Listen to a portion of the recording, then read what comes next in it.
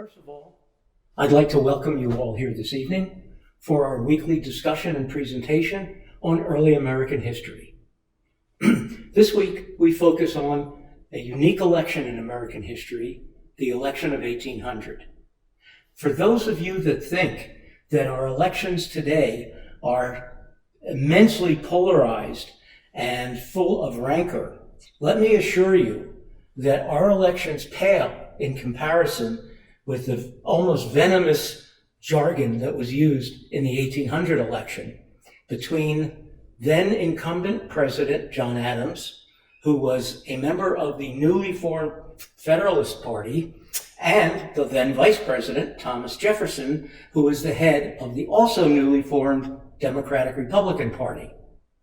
Now we have to back up a little bit. At this time, the Constitution, barely 12 years old, was not designed or took into account the development of political parties.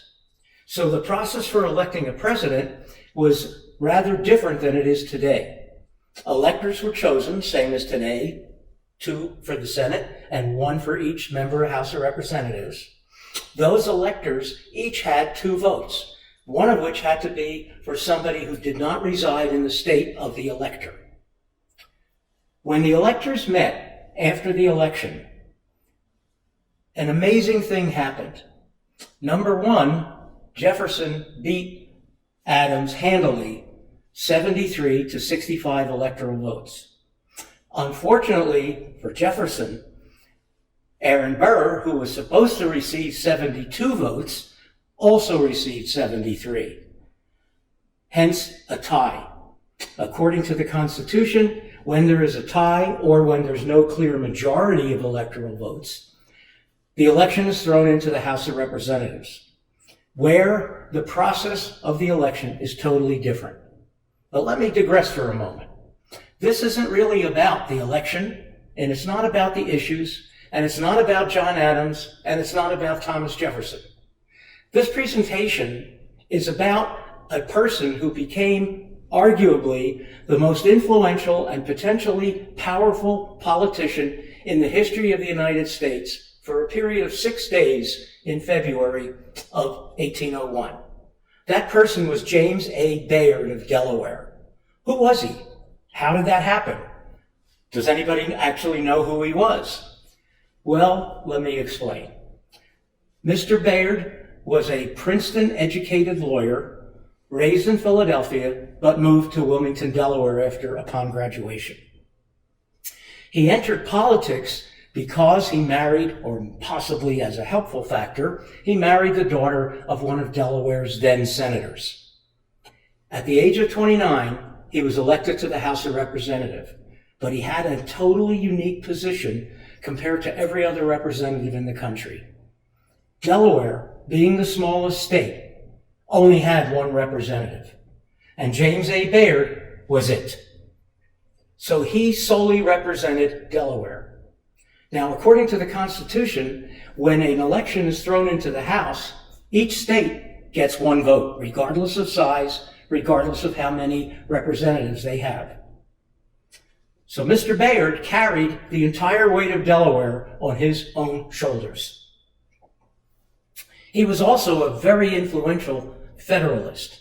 Also at that time, the previous Congress was still in session while debating the results of the new election. In this case, the Congress was Federalist, the winner of the election was a Democratic Republican, and needless to say, the political winds blew very hard.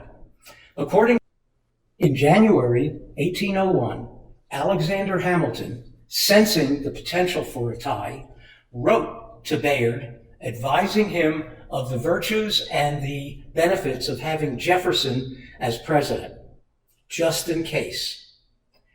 The other references for this, which are scrolling on the screen now, provide an overview of the entire election process by John Ferling, a noted historian of early American history, as well as the autobiography of Thomas Jefferson, which describes the events to be unfurled, a letter written by a friend of Jefferson defending his life and his beliefs and his person's beliefs, attacking those who were attacking him. Also in the references is a description of the electoral process and what actually happened. Once the tie was recognized, between February 11th and February 16th, there were no fewer than 36 ballots cast for president. Of the first 35, it remained a tie.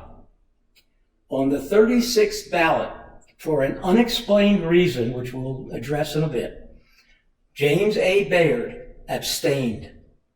He also persuaded two of his colleagues from different states who were Federalists to also abstain. They were all previously voting for Aaron Burr. Alexander Hamilton had persuaded Bayard, Mr. Bayard, that Jefferson was the lesser of two evils. However, there's another theory that was bantered around for 20 plus years, actually 30 plus years, and that was that Jefferson and Bayard reached a secret decision where Jefferson agreed not to dismiss all of the Federalist office holders throughout the country. Then people like postmasters. There's a reference from the Library of Congress that refutes this and attempts to restore Mr. Bayard's integrity that was written in the 1850s. So this issue did not go away immediately. In any event, after Bayard decided to abstain, Jefferson won the election by 10 states. The absolute requirement at the time, because there's 16 states, notice the flag above me, Jefferson won. He had to have a minimum of 9 states. The tie was 8-8, and it was finally broken. Mr. Bayard was the single person who delivered the presidency to Thomas Jefferson, who started 28 years of Democratic-Republican rule in the United States before that dynasty was broken. In any event, he affected the history of the country and was the single most influential person in that particular election. Well, I thank you for listening to this introduction. I trust that there will be comments or questions. You are more than welcome to present them afterwards. Good evening.